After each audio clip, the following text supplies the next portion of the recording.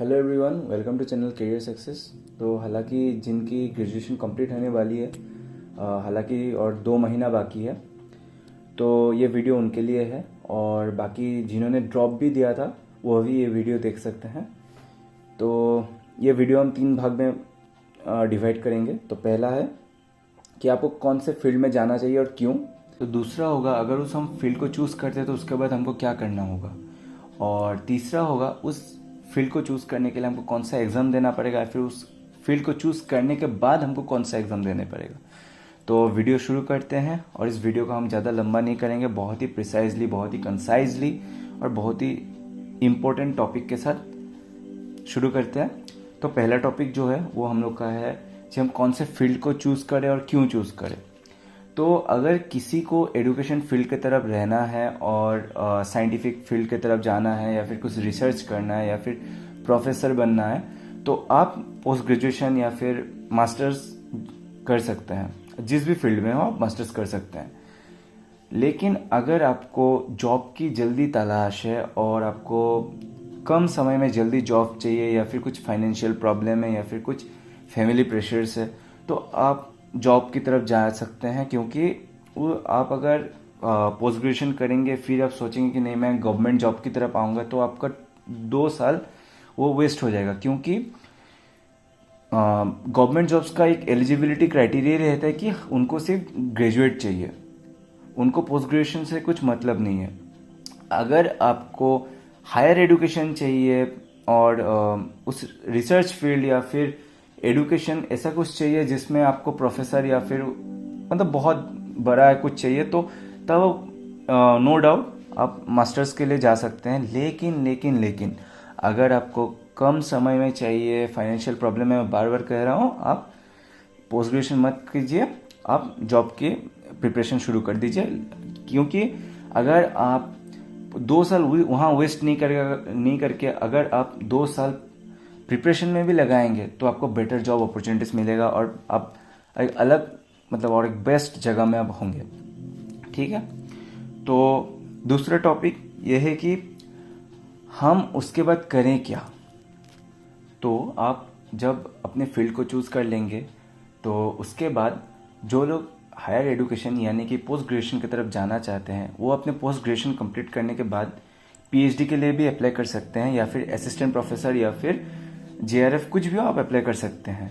और उसके लिए आपको कुछ एग्जाम्स देने पड़ेंगे, जैसे कि जो लोग कम्प्लीटली प्योरली साइंस में होंगे, जैसे फिजिक्स हो जाता है, केमिस्ट्री हो जाता है, बायोलॉजी होता है, मतलब लाइफ साइंस हो जाता है, उस सब्जेक्ट्स के लिए आपको CSIR नेट देना पड़ेगा।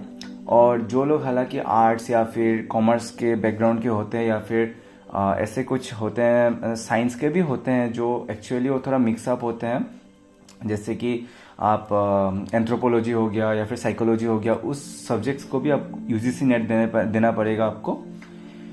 तो और जब हम गवर्नमेंट जॉब्स की बात करें तो आपको ऐसे पता है कि जब कोई आप सिविल सर्वेंट बनना चाहते हैं तो उसको आपको स्टेट PSC देना होता है या फिर UPSC वगैरह देना होता है। अगर उसके कम समय में जॉब चाहिए तो आप बैंकिंग के लिए भी प्रिपेयर कर सकते हैं। जो एग्ज़ाम्स होते हैं जैसे SBI का होता है, RRB का होता है, IBPS का होता है, तो ऐसे बहुत सारे एग्ज़ाम्स होते हैं। फिर और एक एग्ज़ाम्स होता है जो एक SSC जो ये सब हर साल कंडक्ट होता है। फिर रेलवे का भी एग्ज़ाम्स होते हैं, उनका वैकेंसी भी बहुत ज़्यादा निकलते हैं।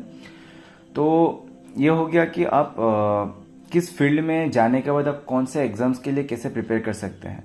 मतलब अगर आप एजुकेशन की तरफ रहना चाहते हैं तो आपको रिसर्च फील्ड, फिर साइंटिफिक फील्ड, या फिर आप प्रोफेसर भी बन सकते हैं। जो उसके लिए थोड़ा सा वक्त चाहिए वो आपको, हालांकि अगर आपके पास वक्त है और कुछ फैमिली प्रेशर नहीं है, फिर फाइनेंशियल प्रॉब्लम नहीं है, या फिर आपको थोड़ा मतलब ऐसा कुछ चाहिए कि जो अलग से सबसे अलग हो, तो आप हायर एजुकेशन नो डाउट फिर से मतलब बोल रहा हूँ कि आप उस तरफ जा सकते हैं। और अगर आपको जल्दी चाहिए, जल्दी जॉब चाहिए, जल्दी आपको स्टेबल होना है, या फिर कुछ ऐसे प्रेशर्स है, तो आप गवर्नमेंट जॉब्स की तरफ आ सकते हैं।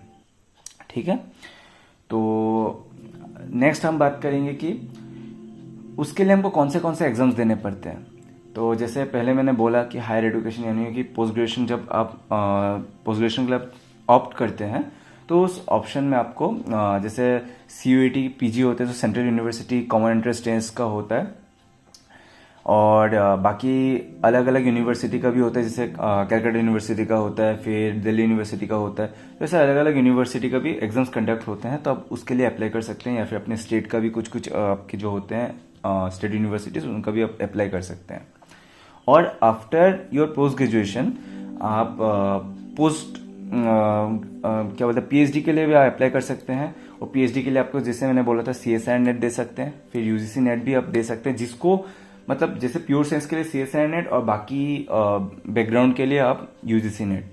और उसके बाद आपको अगर और हायर एडुकेट मतलब और हायर क्वालिफिकेशन चाहिए तो आप कंटिन्यू कर सकते हैं, नो डाउट, नो प्रॉब्लम। और आप जो लोग अभी बैंकिंग या फिर UPSC उनका एग्जाम्स को जो कंडक्ट होते हैं उसका भी एक मैंने वीडियो बनाया है, जो SSC और बैंकिंग की डिफ्रेंशिएट मैंने किया है, किसको कौन से लाइन में जाना चाहिए। तो उसका भी एग्जाम्स का यहाँ पे मैं इन्फॉर्मेशन दे दूंगा, कौन से एग्जाम्स होते हैं। जैसे PO का भी होता है, PO मतलब आपका प्रोविजनरी ऑफिसर, वो एक मैनेजर का पोस्ट ही होता है जो प्रोविजन पीरियड में होता है। फिर क्लर्क होता है, उनका सैलरी भी मतलब बहुत ही अच्छा होता है, ऐसा नहीं कि बहुत कम सैलरी उनके होते हैं। और उनके सिलेबस काफ़ी हद तक सेम होते हैं। हाँ, मैं UPSC की बात नहीं करूँगा, क्योंकि UPSC की सिलेबस सबसे अलग और सबसे टफेस्ट भी माना जाता है। तो बाकी SSC का और बैंकिंग का भी GK थोड़ा अलग है, उसका भी मैंने एक वीडियो बनाई हुई है, आप वो देख सकते हैं। बाकी मैं यही बोलना चाहूँगा कि फिर से जो लोग का थोड़ा फैमिली प्रॉब्लम ऐसा कुछ नहीं है, फाइनेंशियली स्टेबल हैं, जल्दी जॉब नहीं चाहिए, मतलब थोड़ा अलग तरह का उनका ड्रीम है, तो आप हायर एजुकेशन में जाइए, पोस्ट ग्रेजुएशन कीजिए। और जिनको शॉर्ट टर्म में जल्दी जॉब चाहिए, जल्दी स्टेबल होना है, और जल्दी कुछ ऐसा है कि अपना कुछ फैमिली प्रॉब्लम या फिर ऐसा कुछ फाइनेंशियल जो भी प्रॉब्लम हो आपको जल्दी सॉल्व करना है, तो आप गवर्नमेंट जॉब्स की तरफ प्रिपरेशन कर सकते हैं। ताकि ऐसा ना हो कि आपका 2 साल जिसमें आपने पोस्ट ग्रेजुएशन किया है, उस पोस्ट ग्रेजुएशन के 2 साल आपकी वेस्ट चले जाए। क्योंकि आप पोस्ट ग्रेजुएशन करके अगर आप गवर्नमेंट जॉब्स के प्रिपेयर कर रहे हैं तो एक थोड़ा सा वेस्ट ऑफ टाइम हो जाता है, क्योंकि उसका कुछ ज़रूरत तो नहीं होता, क्योंकि एलिजिबिलिटी क्राइटेरिया सिर्फ आपको ग्रेजुएट ही चाहिए। और हालांकि जनरल कैंडिडेट्स जितने होते हैं उनका एज क्राइटेरिया भी बहुत कम होता है। जैसे अगर हम नॉर्मल बैंकिंग का ही बोल दे तो उसका जो क्लर्क का होता है वो 28 ईयर्स तक होता है। तो ऐसा नहीं है कि आपको हमेशा फर्स्ट अटेम्प्ट में क्लियर हो जाता है, कभी कभी उसका किसी का 2 साल लगता है, किसी का 3 साल, किसी का 5 साल भी लग जाता है। तो ताकि उस आपका ईयर वेस्ट ना हो, इसीलिए उस 2 साल को वेस्ट ना करके उस 2 साल को आप उस प्रिपरेशन में लगा दीजिए, तो एटलीस्ट उस 2 साल को आपको फ़ायदा हो जाएगा। ठीक है। तो और मैंने यहाँ पे थोड़ा सा जो एग्ज़ाम्स के बारे में मैंने बोला था वो यहाँ पे मैंने मेंशन कर दिया है, आपको जैसे कन्वीनियंट लगे आप थोड़ा सा देख लीजिए।